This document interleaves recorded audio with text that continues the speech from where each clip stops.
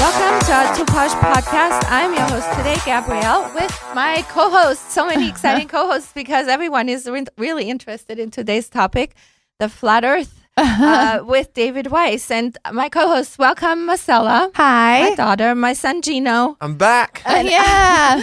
Our co-host Cruz. What's up? And thank you, Spider. He's still helping us with the technical stuff. He's always so wonderful. Thank you so much. And then welcome to our incredible... You didn't say Miss Polly. Oh, Miss Polly. I forgot. I didn't see you on there. Sorry, Miss Polly. And Hello. our guest today, Mr. David Weiss with the Flat Earth Podcast. Sounds crazy, right? Yeah. Sounds crazy. And you contacted us to come on the show, and we were like, a Flat Earth Podcast. I am so excited. I was really excited when I saw the message. Yeah. Yeah, Cruz was all for it. Something really interesting. Cruz, you're a little quiet. Are you next to your microphone? All right, can you hear me there you now? Oh, Is there that you better? go. Oh, much better, much better. There you go.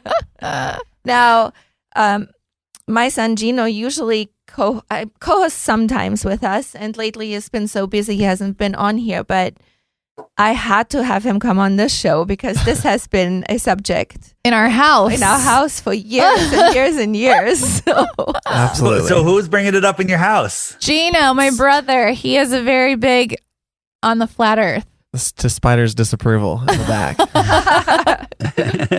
Well, we're gonna do with our goal here today is to bring everybody to one page. Okay, Oh. that's our goal. Will we get there? We'll see. We'll see. well, tell me a little bit about you, David. Like, tell me about what do you do in normal life every day? Like, tell us a little bit about your background. Normal life. What the heck is that? Besides the flat Earth. Before Flat Earth, I was just a normal guy who grew up in the Fairfield County here on the East Coast. Worked in corporate America, left corporate America, started my own company, super successful company. I was doing a podcast on the side, What looking company? into. My company was called. It's a solar development company, a commercial wow. solar finance and development company. Very cool. And I left that. I had two partners, and I walked away from that entire thing to spread this message because the way the world is going right now, if people don't wake up to this truth, we're never going to get our freedoms back. So I got a message from God or something that said, walk away from it all, which is insane. Right. I mean, I had everything that I've worked my entire life for, making more money than I ever thought I could make. And I walked away from it all to be ridiculed for my beliefs on the earth. But So that how has long changed. ago? And How long ago did that was I walked away from the company and just at the beginning of the COVID thing. Oh, wow. And that was beginning of 2020, right? Pretty recent then. Yeah. Yeah. Well, that's when but I've been looking into flat earth since 2015, 2014, maybe. Okay. It's about when I started. Well, so you're an OG flat earther. Nice. Oh, gee. Nice. So real quick, when we hear flat earth, nobody just wakes up in the morning and says, hey, I want to be a flat earther and I alienate myself from my family and friends. You have to see it. And then you're like, oh my God, how did I miss this? It's one of those things that we're so programmed into not seeing that some people just can't see it.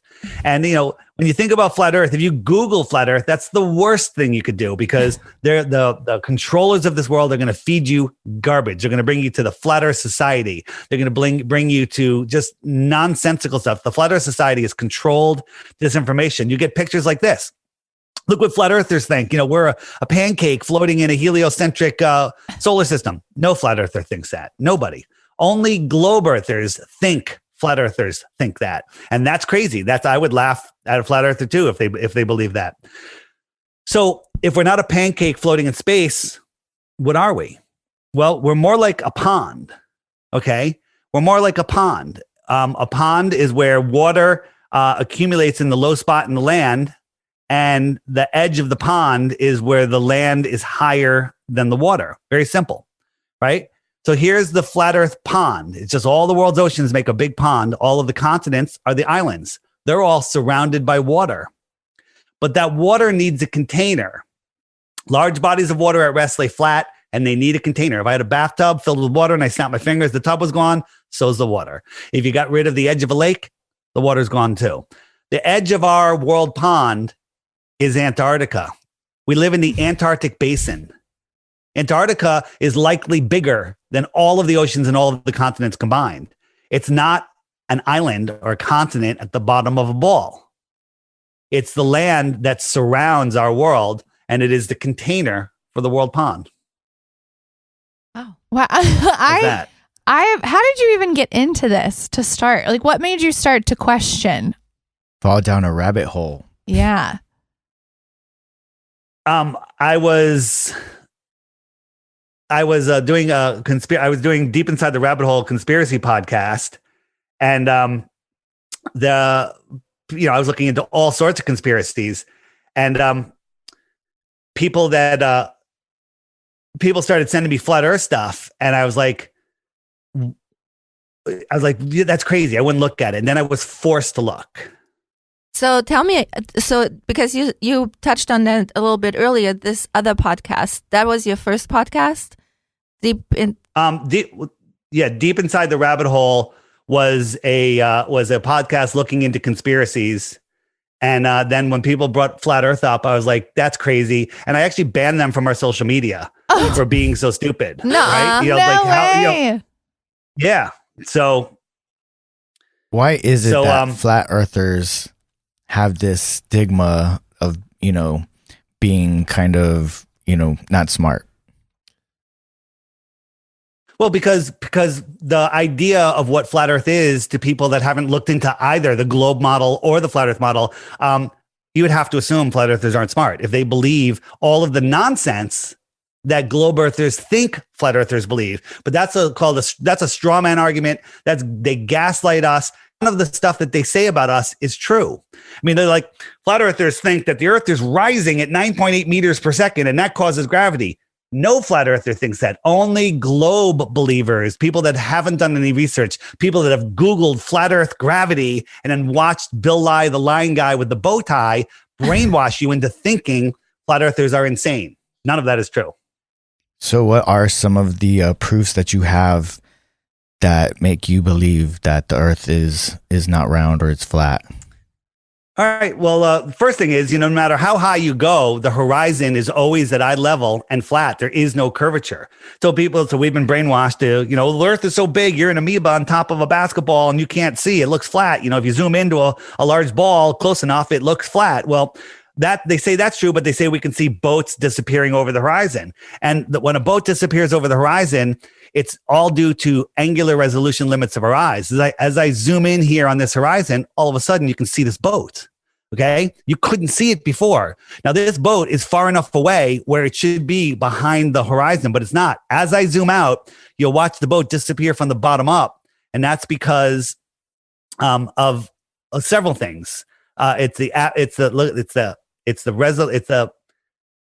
the resolution limits of your eyes. It's the angular size of the bottom of the boat. It's the waves. It's the atmosphere. It's a whole bunch of things that make it disappear. It's not going over a curve. We can see too far. And in many cases, there's submarine captains that say when there's submarines at the bottom of the ocean, they can see another submarine over 100 miles away.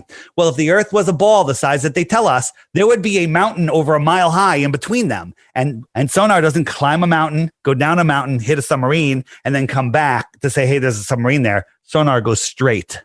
Sonar doesn't refract.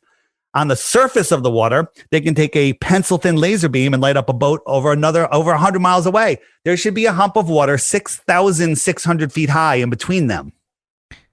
But there isn't. Wasn't there a documentary about that kind of did that project with a laser and it didn't do what it was supposed to do?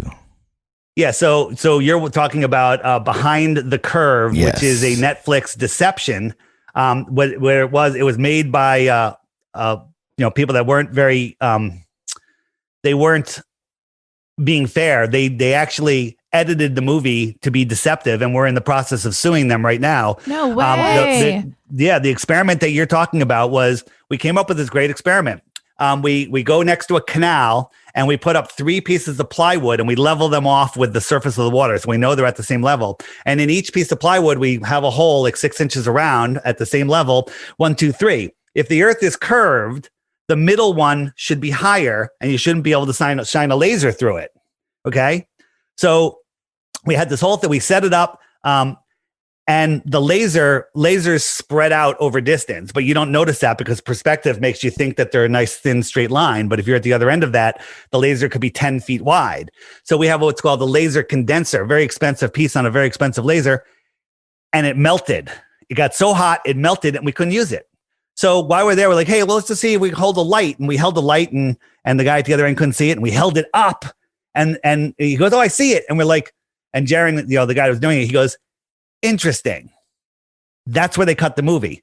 Then he brought it down and he could see it again. He goes, oh, I see it now.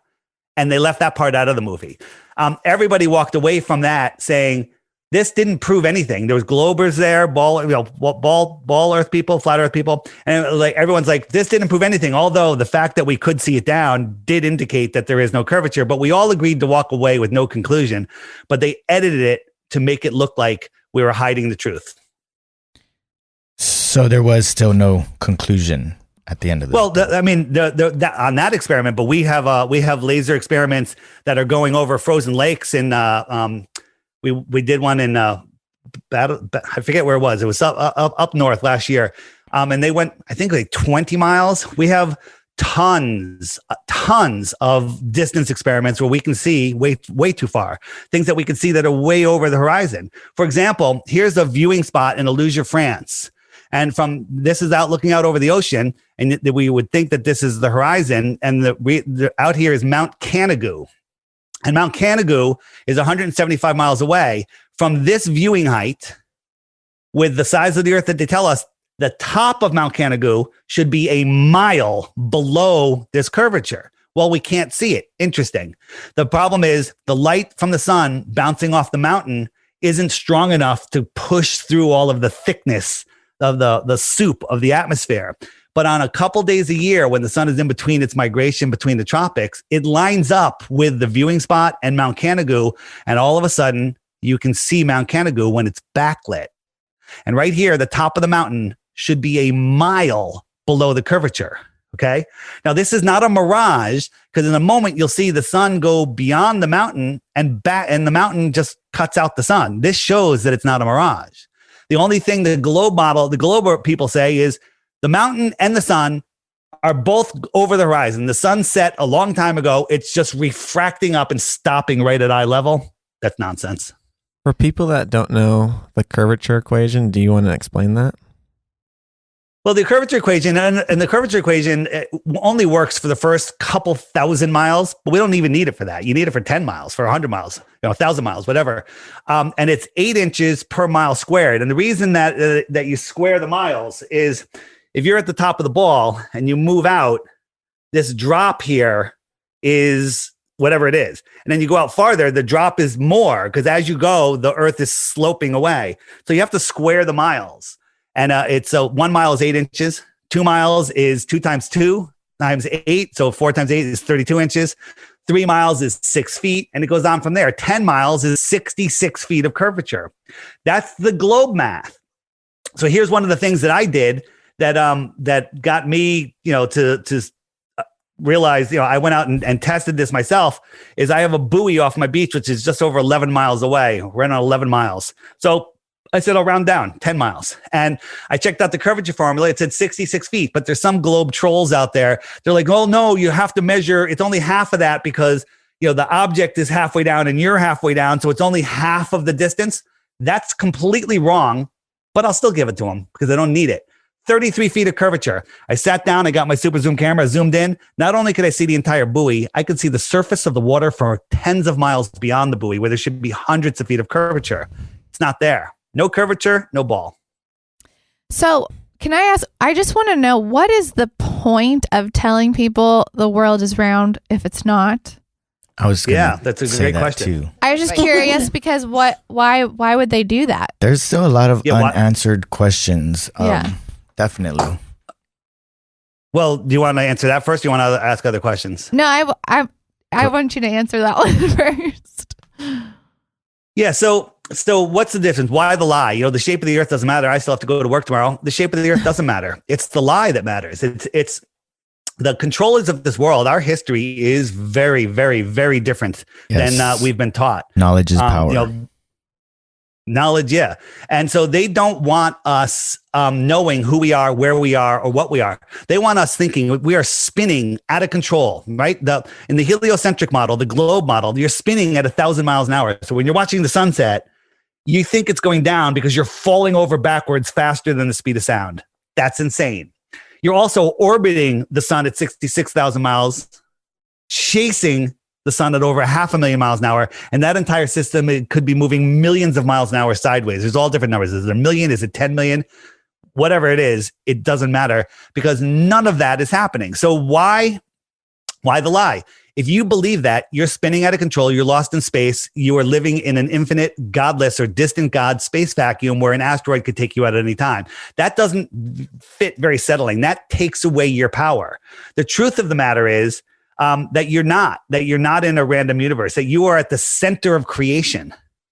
The earth is the foundation of the universe, and that we are here and nobody has dominion over us. There's nothing to be afraid of, right? But they've divided us. They've taken our humanity away. They divided us by countries after the reset in the 1800s. They divided us by genders, by sexes, by races, by political parties, by sports teams. They're dividing. Now it's vaxxers, anti-vaxxers. They're dividing us unbelievably because they know that once we're together, we might figure out that they have no authority over us. If everybody woke up tomorrow and said, we're no longer listening to the governments and all of their dumb rules, the government couldn't do anything about it. It would be over. The only power they have is in your head. Okay. It's the same thing with their stupid money, right? American dollars are worthless. You can light a fire with them. That's probably the most utility thing you could do with them. But people believe they're worth money and they're willing to trade you for gasoline, for food, for whatever. So it's all a belief system and they're trying to control our minds. They want us living in fear, right? Fear of asteroids, fear of nuclear bombs, fear of terrorists, fear of running out of food, running out of water. All of that is nonsense. Yeah. Oh, and the fake alien invasion. That's coming too. They're pushing that, right? But their idea of aliens is insane. Coming from a distant star, the closest star is 25 trillion miles away. Okay. Do you guys know how far 25 trillion miles is? Because you don't, is my answer. Let me ask you guys a question. Too many zeros. If I paid you guys $1 every second, nonstop, how many years would it take before you're a trillionaire? Oh God, I've seen Want this to on take a guess? TikTok, Just take a guess. Don't make me math. No, don't do the math. Just take a guess. Take a stab in the dark. 100. 100 years. Very close. 31,000 years. Okay. So the closest, now you know how big a trillion is. The closest star is 25 trillion miles away, and the other ones are magnitudes farther. That's a problem in itself because we can't see things that far. That things would be, their angular size, scientifically, provably, testably, would be too small, and we couldn't see it. So how do we see all these stars? And that's because everything we see is within the Earth system, circling above us. We live in this pond. Okay, and Antarctica is the shoreline around us. What's that? I have a question that's just kind of bothering me. So, because I grew up, years ago. So the whole space system. So all these pictures are a lie. Yeah. NASA is a lie. Yeah. NASA is a lie. That's I'm like, really? Let me show you. Let me show you one thing. All of that growing up. Yeah, me too. And it's that's the foundation of our world. I'm going to destroy NASA in 2 minutes. Let me just finish this. Okay. So what is out here? Well, if we live here in this inner space, this would be the outer space across the Earth plane. What's out there? Maybe this is Antarctica. Maybe there's more land in the outer space. What is more? More is extra. What is land? Territory. Extra territory. If somebody lived on the extra territory in the outer space and they came to visit us in the inner space, what would you call them? An extra terrestrial. Right here on the Earth plane. Interesting. And they're only coming from a couple thousand miles away, not trillions of miles through the vacuum of space, which is just nonsense. The vacuum of space is a physical impossibility.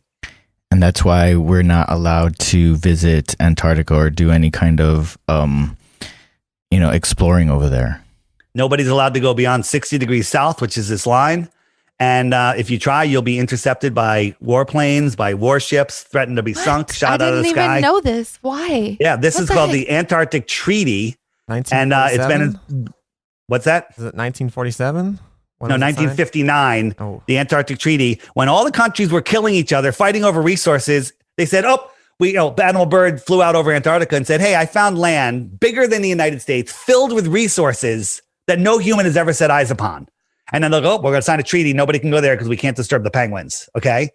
That's what happened. A dozen countries signed on then, and now all the countries have signed on since. And you can't even question this treaty until the year 2041. No way. You know what I find interesting? Well, go ahead, deforest the Amazon. That's fine. I find this very interesting. David and I have not spoken before this podcast. He has not spoken to any one of us here. Yet, anytime we say something, he has slides come up there as if we had prepared this podcast for weeks. I'll tell you why. This is crazy to me. I'll tell you why. Same questions. Because I know the programming. We've all been programmed to ask the same questions. You're going to say, you might come up with, what about sticks and shadows with Aristophanes, the Greeks? They figured it out 2,000 years ago. You might come up with, how does the sun set over the water? Right? You might come up with, what about the moon landing and all of that? Yeah, it's all fake. Well, the moon landing, I do believe, is a bunch of crap because the fact that we can't. Well, the other day, I thought we've been going to the moon like nonstop. My blonde self, I was like, what have we been doing the whole time? Like, what is the point of like astronauts and stuff? But then my brother sent me a clip where they were saying that they destroyed the technology to go back. And it's like, well, we're in 2020. And it's a painful process to build it back again. Yeah. That's what Dom Pettit. Mm-hmm. Yeah. Yeah. That's like, complete and total nonsense. It does seem unbelievable. If we've been traveling in space for years, we would have a photograph. We have a photograph of Earth. We have no photographs of Earth. NASA admits that they're fake. They're all composites. What? They're all composites. So this one is the blue marble that was on, I'm going to sneeze. The blue marble that was on everyone's iPhone. And the visual artist that made it in NASA, his name was Robert Simmons. And in an interview, he said he got strips of data and he painted it in Photoshop. He said he painted it in Photoshop, so much so that if you look at it, you can see that he did paint it in Photoshop, and he's horrible at it because he stepped and repeated the same clouds again and again. We find this all the time with NASA. The other problem is a few years later, they come out with this photo. Look at the size of the United States here and look at the size here. Well, they do say that the countries on a map are not the right size. Like, well, that's correct. And yeah, we'll show you how that is completely destroys what they're showing us. But if you look at this picture, as I'm trying to find the image I want, if you look here, this is Mexico and Baja. We could take a measurement of that and then we know how big Baja and Mexico are, and we could actually verify that on a map. And if I could find that image, it would be a lot easier than trying to explain it. The distance between, where the heck did it go? You were just complimenting me. I know. Sorry. I shouldn't have said it till the end. Me. I know. I was even thinking, should I say it? So if we measure from Baja across Mexico, it's like 780 miles. And if the diameter of the Earth is 7,900, like they tell us, I should be able to fit 8.5 of this big in between here, right? But you can't. You can only fit like 3. So again, still struggling to find that picture because it's very easy. All right, go ahead. Ask the question. Are there the whole like other planets? Is that not real either? Like Pluto and Jupiter. I don't even think there's Pluto anymore or whatever.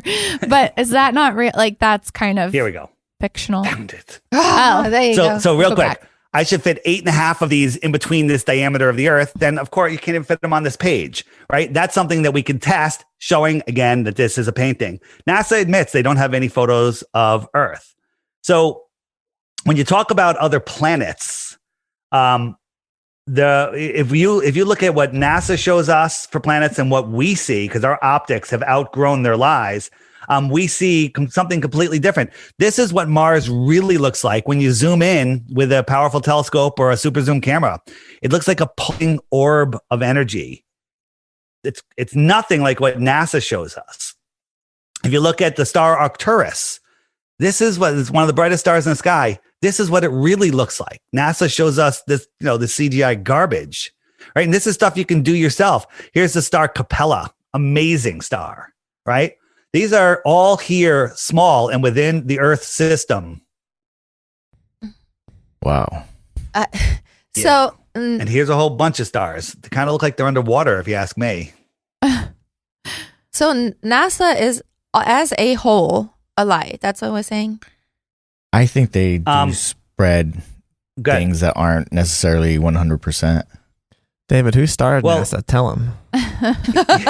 Yeah, so I'm jumping all over the place. There's so many things I want to show you guys. That's why we're doing 2 hours. So NASA is, when people say NASA lies about most things, they're wrong. Ooh, they lie about everything, okay? Everything. No one has ever been to the moon. This is the only proof that we have landed on the moon, right? That people give themselves high fives, right?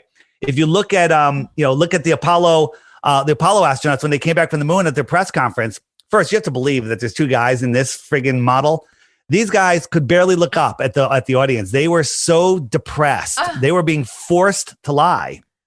And if you go back and just watch the Apollo moon landing conference, just watch these things. Even if you're not a good judge of somebody, you can tell that they're being forced to lie. They got their story mixed up. We saw stars, we didn't see stars, all of this nonsense. Then if you look at any of the actual footage from the moon, right? If you look at the footage of the moon landing, it's insane. Okay. Here's a guy trying to pound in the post. I guess that's for the flag. And he drops his hammer and he can't pick it up because he's hanging from a balloon, right? There's a balloon taking the weight of him and he can't get the balloon to let him down enough to grab the hammer, right?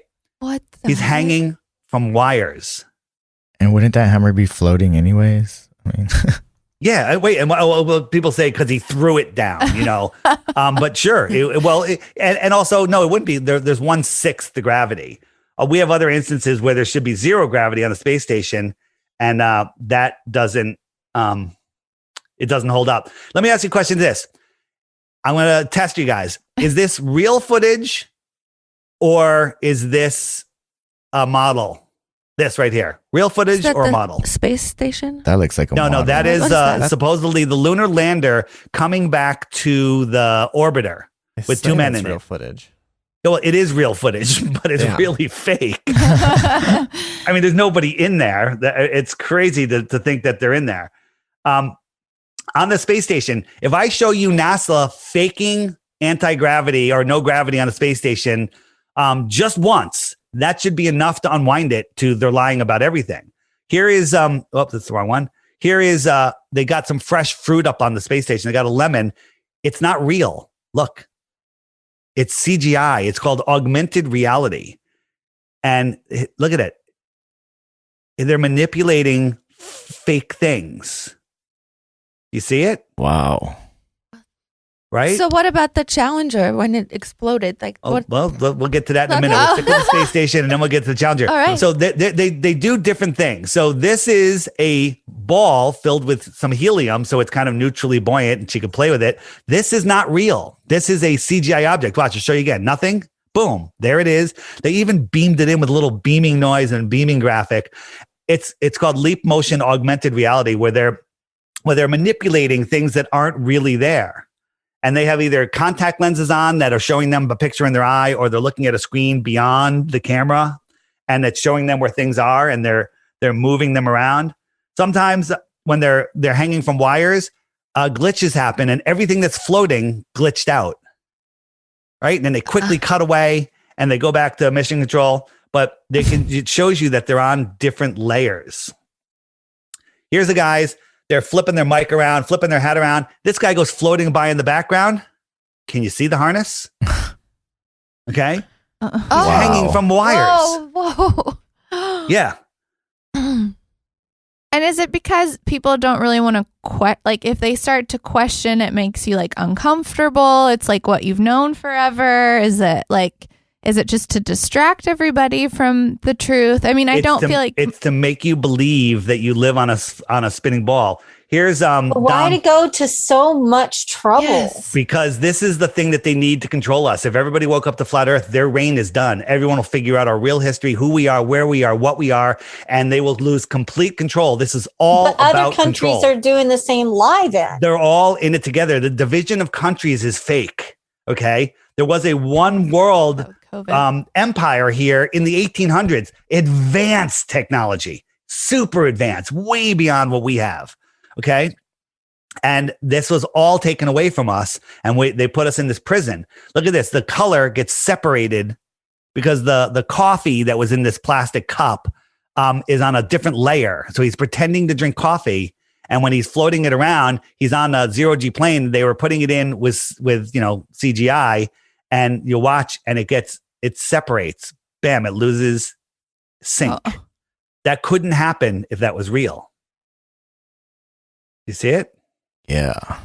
That's crazy. Right? And then here, these guys are in two different rooms. They're in a green screen behind them. And Chris, is that Chris Hatfield? Yeah, Chris Hatfield is singing, and this other guy is holding the microphone and misplaces where Chris is and sticks it right into his neck. What?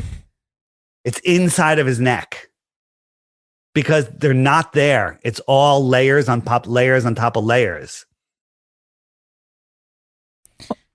Wow. So when did this all start? You said the 1800s. When did the takeover happen? The takeover happened actually it was ongoing, but in the 1920s, everybody worldwide knew the Earth was flat. Yeah. I was interviewing this woman, Ruth, in February of 2020 about the World's Fairs, which is a whole nother thing.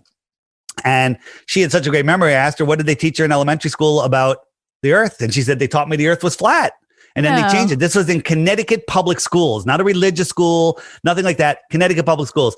We found newspaper articles in the early 1900s of teachers being persecuted for trying to teach heliocentrism.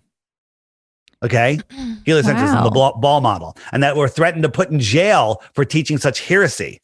And we found people in other countries in the 1930s that all knew the Earth was flat. And then they started all these bankers' wars, depression, and everything. We don't have much time to find old people like this. You need people that are over 100 that still have their wits about them. And as soon as this video went out, it went viral. And I was telling everybody on all the radio shows I was doing, you got to go into old age homes that you have access to and find centenarians, people over 100, and interview them. And boom, the next day, COVID lockdown, and all the nursing homes have been locked down ever since. Well, my brother was pulling up you guys on YouTube. I've watched you before. I didn't know who you were, though. I've seen that exact That's thing. crazy. Yeah, that video went a little viral. Wow. Yeah. So again, and then the people that started NASA. So NASA was started in 1958, and they brought over through Project Paperclip, which is, I believe this is all just a story. A guy by the name, a Nazi rocket scientist by the name of Werner von Braun. Okay.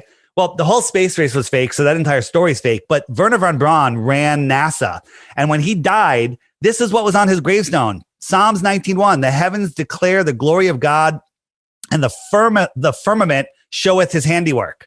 Well, the firmament's the dome. Why is a NASA scientist and the guy that founded NASA talking about the dome, right?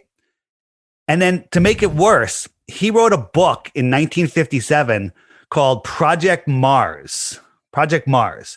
And the book was about a group of people that went to Mars and started a colony there. And the leader of that colony, you want to guess what his name was? Hitler. Very close. No, the leader of that colony, his name was Elon. Okay. Ooh. Elon. So here it is. Here's the cover of the book. It's still available on Amazon but Amazon just recently changed the cover. It's harder to find the old one. Well, this is the rocket that Elon Musk wants to go to Mars in. Oh my gosh, I was Do you just see gonna anything ask you similar? about him. Wow. It's crazy. Do you see anything similar? A month ago, Elon tweeted, I want to redesign the Mars rocket and make it pointier. Dang, that's crazy. I don't know. What does Elon They're mocking Musk us. say? Here's the emblem for U.S. Space Force. I call it Space Farce. And here's the emblem for Starfleet Command. Do you see any mockery in this? Wow. Yep. Well, art imitates life. Hey, David, Yeah, there you go. by you doing all this, do you have people like trying to shut you down, take you off the internet? I mean, they try to hide us and censor us. No one's come after me yet. I don't believe it works that way. They're not allowed to break our free will. They only can get us to agree to their tyranny. Like nobody has to do anything they say. They're just going to try to coerce you into doing it, but they can't force you into doing anything. Okay. That's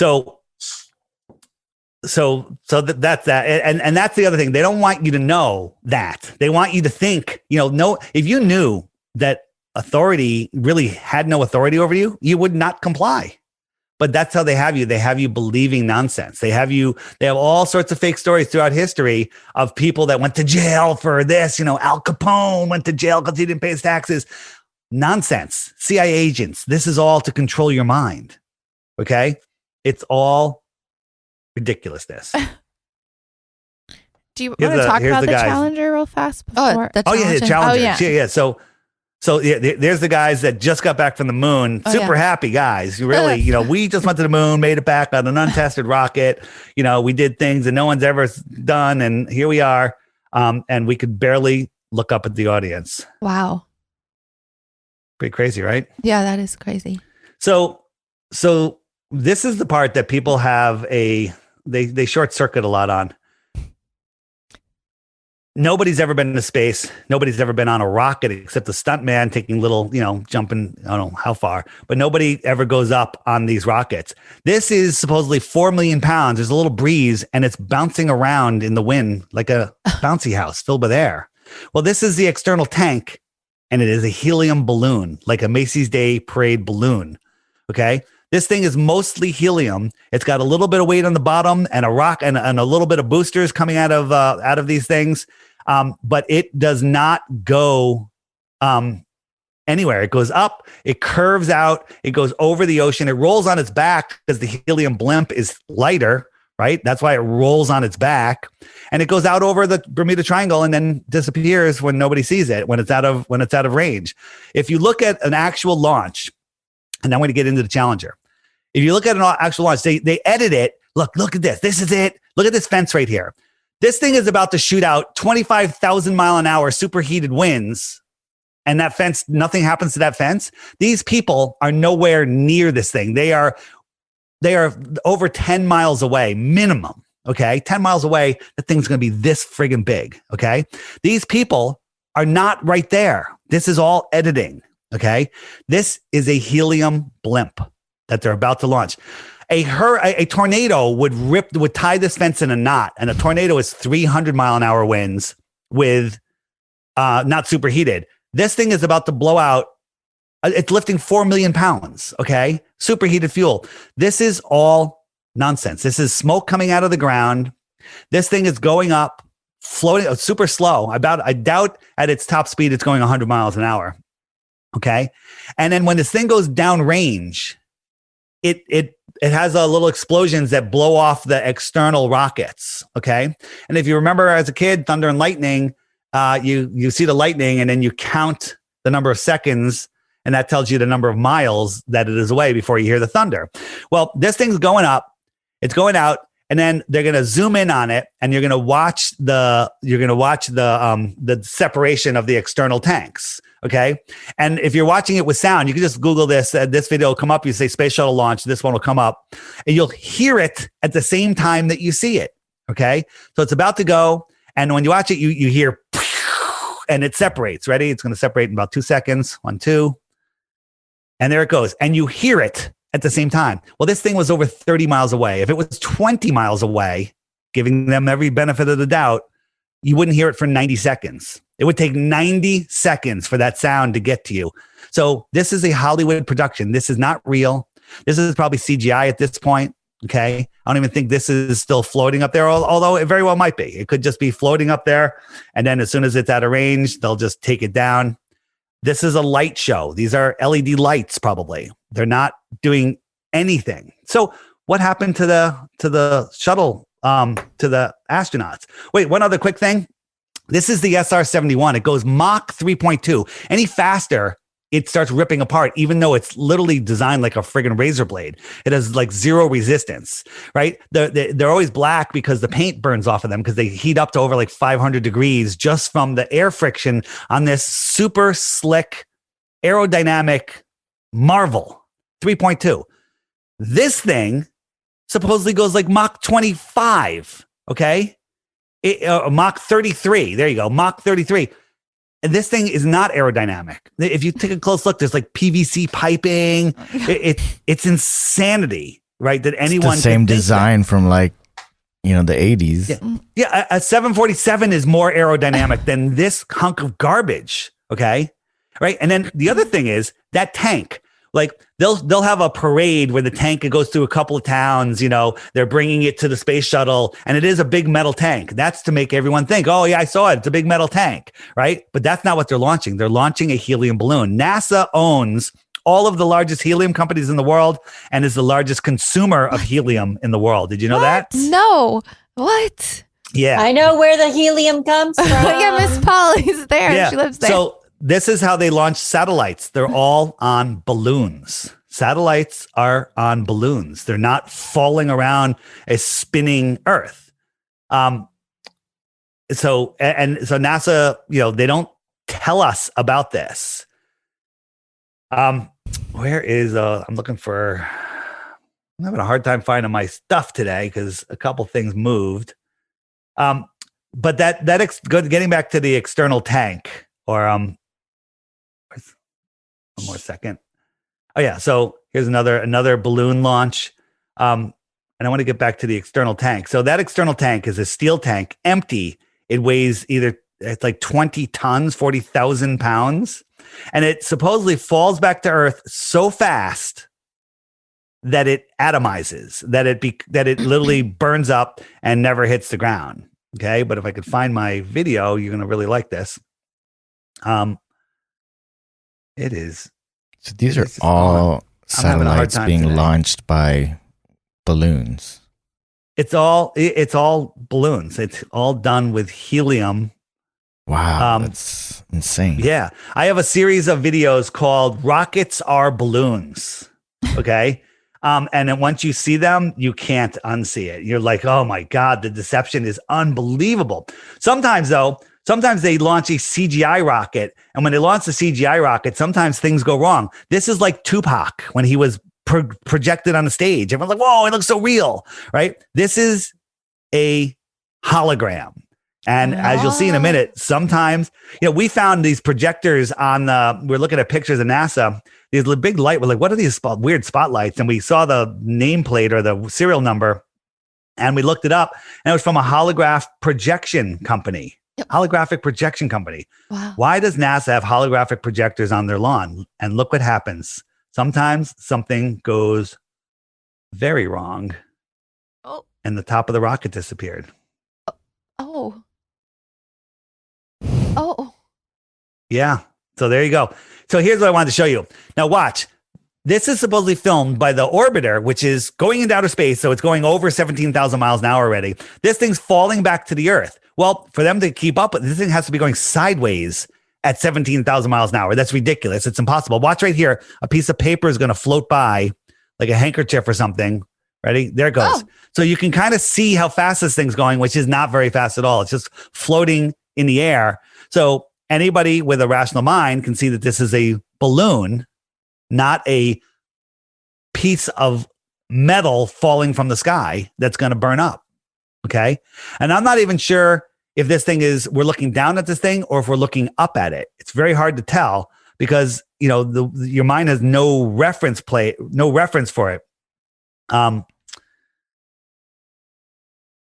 So here's something that we'd say this is from the space station. This is kind of like the space station would show us. You think you even see the curve and, this has got to be the space station. But in reality, we did this with zero budget. Okay. Oh, you did that. We did it from zero budget, and we just filmed it from our front yard and turned it upside down. Okay. So that's how easy it is to fool people like that. And that's us with zero budget. Zero budget.